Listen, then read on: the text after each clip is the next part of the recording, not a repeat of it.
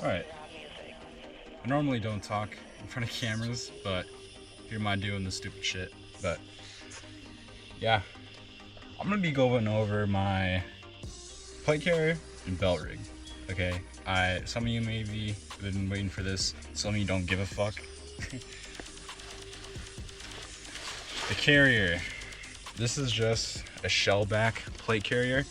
It isn't anything special. It isn't a carriage APC or FPC or anything like that. I'm rocking swimmer cut 10 by 12 ceramic plates. And this is just a single curve. You can get like multi-curve, anything like that. But this is what works for me. This is what's comfortable for me. Might not be comfortable for you, and that's okay. As for quality of the actual carrier, it's not bad. I know some of you are like, oh, but it's Chinese made, but some of you are still using Chinese made fucking uniforms, so I don't want to hear anything like that. It really matters on what plates you're using. Like, as long as you're not using steel plates, you're fine. This is a US Marine Corps sustainment pouch that I dyed Ranger Green because I like dyeing pouches. I think it saves money. Yeah, some of you might be weirded out by that, but hey, it works, it works. Typically, I just put like 10 steaks or a live straw in here.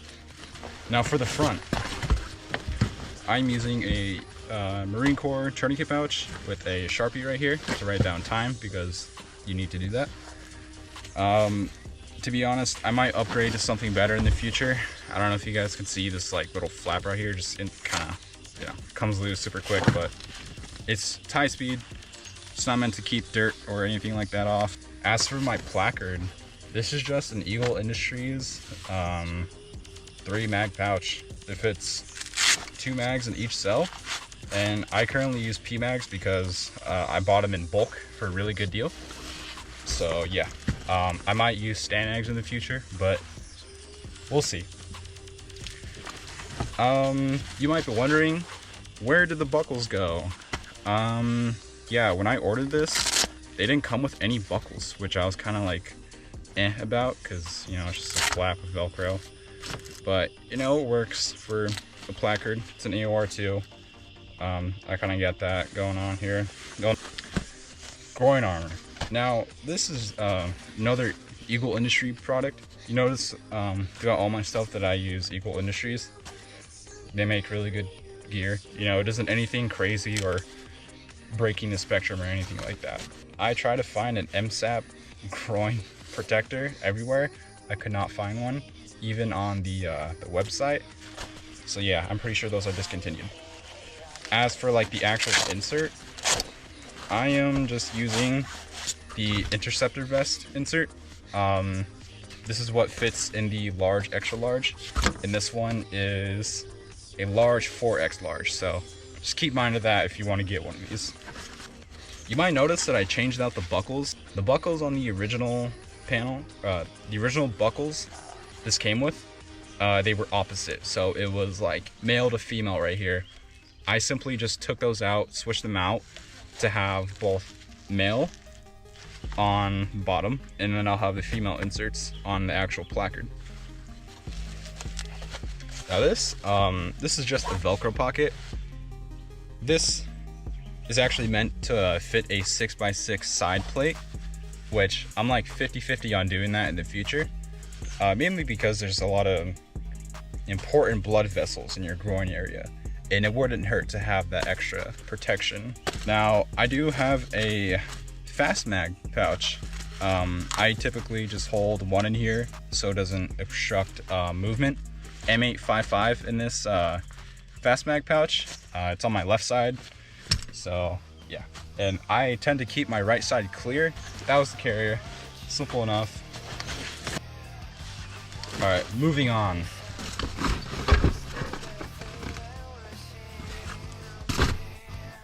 I didn't buy this complete at once. I took components from different LBEs and I made this because I wanted to make something specific to me. I know a lot of you guys are like that, and you know, there's nothing wrong with that. What is wrong is overpaying for one of these, okay? You don't want to go out and spend like $600 on a fucking jungle rig. It really isn't necessary. You're better off spending that money on ammunition than buying some, expensive jungle rig. This is what works for me. I'll use the Nixie Works butt pack, and this is the Molly butt pack because I'm currently using a padded war belt. It's not American made. It's not one of those Condor ones. It's the British tactical or combat tactical Molly belt. The combat tactical Molly belt, and again, Eagle Industries. These were originally khaki, but I dyed them to this green color. You'll see in my videos that it actually works pretty well. So, yeah. As for the harness, these Nixie Work butt packs have buckles already made, so you can loop like your own harness in there. I like that a lot in butt packs, just so I can switch out from whichever one and still be able to use the same harness. I don't have to buy like a specific harness for it or anything. I can use a Condor H harness with this. I can use the, yoke. Me personally, I prefer the yoke because of the 6-point suspension. Might sound a little bit autistic, but it helps with the bearing of the load bearing equipment. You have this pretty heavy butt pack, so I think you'd want some extra suspension points. But it isn't anything that special. It's just like a Nordic camo rig, if you will. As for, and I mainly try to keep everything symmetrical. So I have mag pouches on both sides. I have these Dutch Molly pouches on both sides. And then I have a 511 dump pouch. I've had this dump pouch for years, so I'm gonna continue to use it regardless if it's 511. Yeah. So, as for what goes into my butt pack, this is just like a little bag. You can cinch it. I made this bag, so it was made for a purpose, and that purpose is foraging and collecting. And it folds up really nice and flat. It's not going to take up a whole lot of room, but I'll just unravel this. You'll see that it's a pretty decent sized bag. Yeah, it's a pretty big foraging bag, but if I'm ever on patrol and I see medicine, I'm kind of inclined to take some of it. Not a lot, but I can put yarrow in here. I can put birch bark in here because that burns really well. But that is in the case that you are in a safe environment to make a fire, and you will know that if you are able to make a fire or not. I'm not going to tell you when you can. It weighs really nothing because it's just NICOT AOR2 material. And I bought this material in bulk so I can make a scrim with it, and I can make my own pouches with it. Moving on. This is a Repro Zelf Bond in Splinter Time, something like that. And it's reversible, so you have this late winter pattern going on, and you have this kind of more tan green contrast going on. Typically this was used as a poncho, which you can use it as a poncho, but it isn't going to be very water resistant. You could wax treat this. I haven't done that yet. If someone out there has that idea before me, cool. And yeah, I've had it for a good year now. Folds up really well, and it's a really decent one-person shelter. If you don't want to use a tarp, this is pretty good. It's a pretty fucking old system though. This isn't the only shelter that I have in my butt pack. Keep in mind. Moving on. And what I like about these Nixie Works butt packs is these cinch on the snow flap or the snow skirt. Snow skirt, waterproof liner, whichever you can use it for. First thing that I'm gonna pull out is this bag of cordage. You need cordage. I have some really thin nylon cordage. I have sinew, I have bungee cord, and cordage to, you know, get your shelter going. If you know how to set one up quickly, this isn't that much of like, you know, an issue to get out and handle it. And this is just a little snack bag that I keep in a Ziploc bag. You know, they're cheap, they're water resistant, but you know, in the future I should really get something better. So yeah. Spare insoles, yes. Might look kind of weird to carry like spare pair of insoles, but you're gonna want it, especially after you like submerge in water. The bottom of your boot is gonna be the most saturated part, like while it's wet, especially this stuff. It's gonna be saturated in water. You're gonna wanna change them out and dry the other pair. Now, spare wool socks. Wool socks, guys. You can either use wool socks or synthetics. I prefer wool socks, especially during the winter. But yeah. This is a Southern Ute flag, the Great Seal of the Southern Ute. Now I have the flag of this, and I also have the patch. So, you know, one or the other. This is just tribal flag. Most of you guys carry an American flag. Rain layer. This is the M91 Slovenian rain parka that I treated with water repellent. Even with Gore-Tex garments, you're gonna need to every once in a while maintain the waterproof coating. So, you know, as long as you maintain that, it's gonna do its purpose. Sometimes it's going to wet out and saturate, but that's just an indicator that you need to take care of your rain garment. Water purification tablets, spare pair of socks, a rag to clean like my face, clean a rifle. You can do a lot of things with the rag. I keep a space blanket and an emergency rain poncho. You never know if you need to hunker down and conserve heat. Now, typically you'd want breathable stuff so you're not creating condensation. But in a pinch, this will work. This is a leather material, and you know, I tend to make crafts while I'm out here. I currently have sinew and some leather cordage in here, and I can make like my traditional stuff with that. If I wanted to repair this, if I wanted to repair anything that uses leather or sinew, or say I wanted to make a basket from the natural resources around me.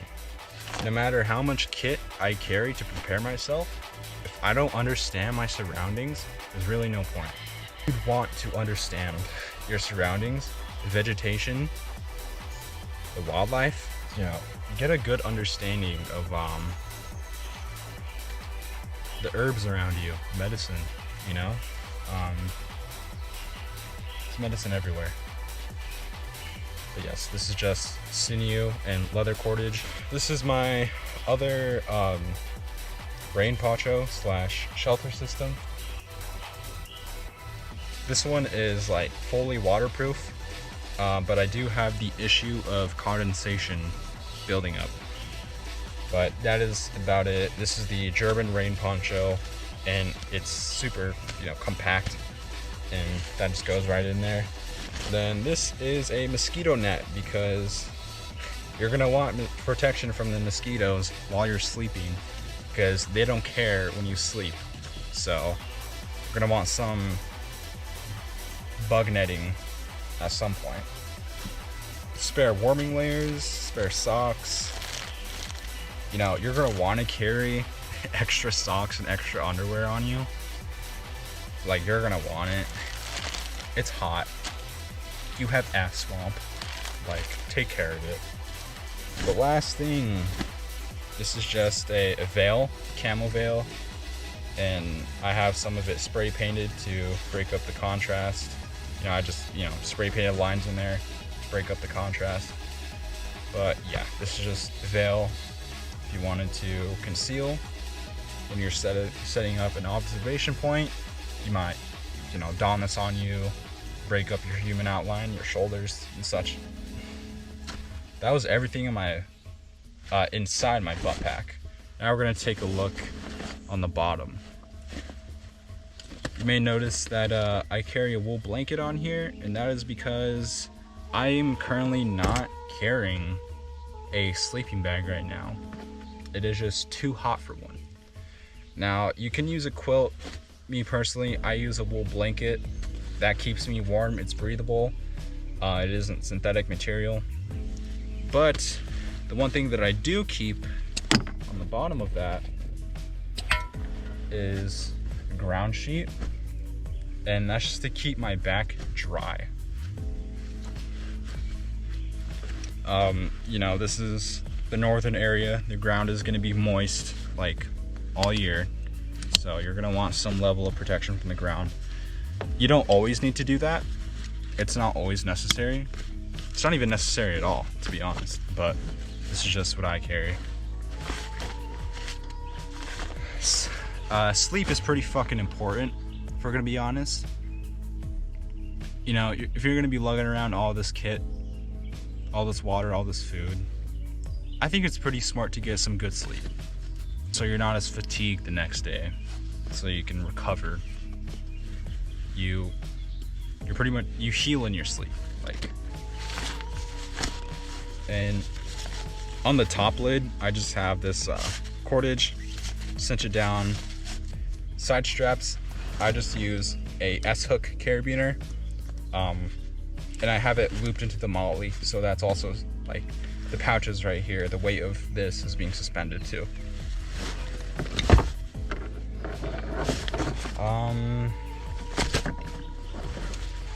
Alright, let's cover the left side. Now, I do eventually want to upgrade these mag pouches so I can carry 3 in each cell, but for now it's simply just 2, and I currently got 556 in there, or it's 223.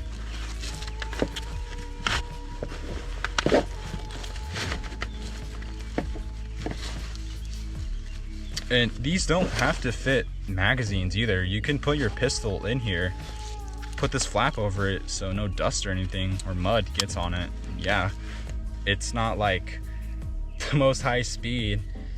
You're not gonna be like that, but it's gonna keep your pistol protected. Currently in the GP pouch behind it, I have the Right in the Rain. I have duct tape in here and in my butt pack in case someone else needs it. These practically weigh nothing. These weigh nothing together. Now these pouches, these Dutch GP pouches, they come with this cinch top flap. I don't know. I can't really find any use case for it other than just stuffing it in there so it's out of the way. I don't really want it flapping everywhere. If you're carrying a lighter on you, that's great. I recommend putting some duct tape over that, but if you're gonna be carrying a lighter, you already know that you're gonna keep it in a water sealed, you're gonna keep it in a pouch that's sealed away from the water. So, you can carry a lighter, you can carry one of these.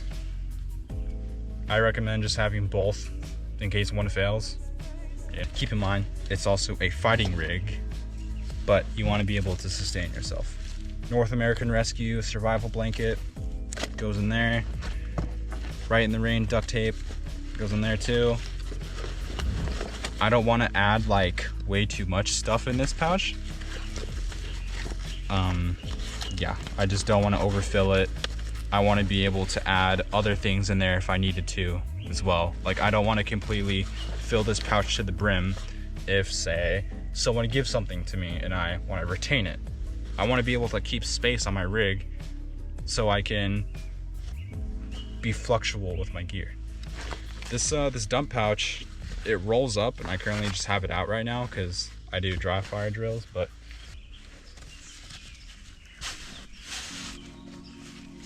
I'm just getting everything packed in because I'm going to show you what the rig looks like on me now.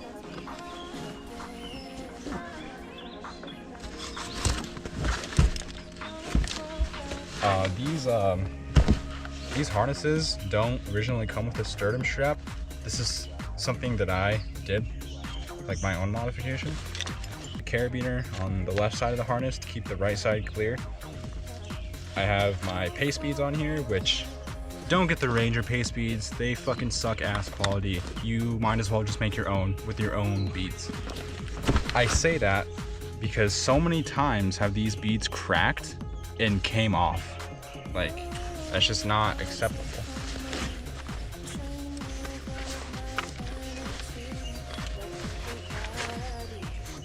Okay. As you can see, some of you would already notice that I'm wearing the Austrian field shirt. I've had this since like 2023. I've been using it for a good while. This is honestly like a very budget-friendly field shirt, if you don't mind wearing, you know, the Ranger green stuff, but I really could care less.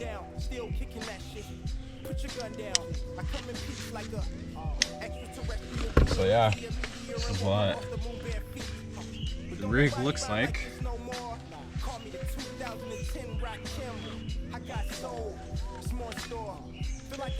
Now for the rifle, I'm currently using the PSA 16-inch mid-length upper, and I added the Magpul grip on here. Also added the M-Lock rail covers, also by Magpul. I think it adds a good structural grip to hold your weapon in all sorts of ways. Peck, shitty fucking flashlight, because I've just been buying ammo and this works for now. This is currently not my lower. A friend of mine is letting me borrow this. Shout out to him if you're watching this. But yeah, I personally prefer the adjustable stock over the fixed stock. A lot of guys prefer their stocks like all the way back here, and I do too, but you're gonna have a variation of people who might use this. So having the choice of adjustability is good.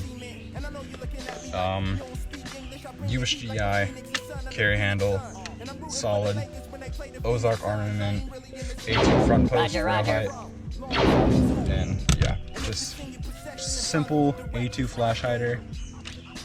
And yeah, and my sling, like this sling is really shitty because it was originally a bandana that I made from like scraps of a surplus shirt, but then I never really used it as a bandana, so I just kind of like retrofitted it on the AR. Yeah, it works fine. Like,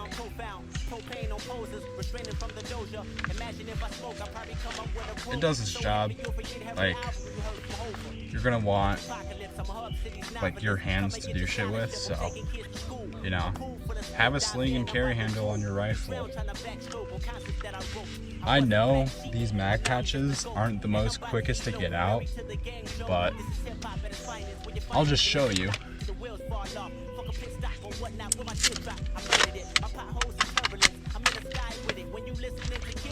It's not the most quickest, but it's gonna keep your mags clean. And I know some of you are like, but your mags are facing down. If you're using an open top magazine pouch, it's gonna get dirty one way or the other.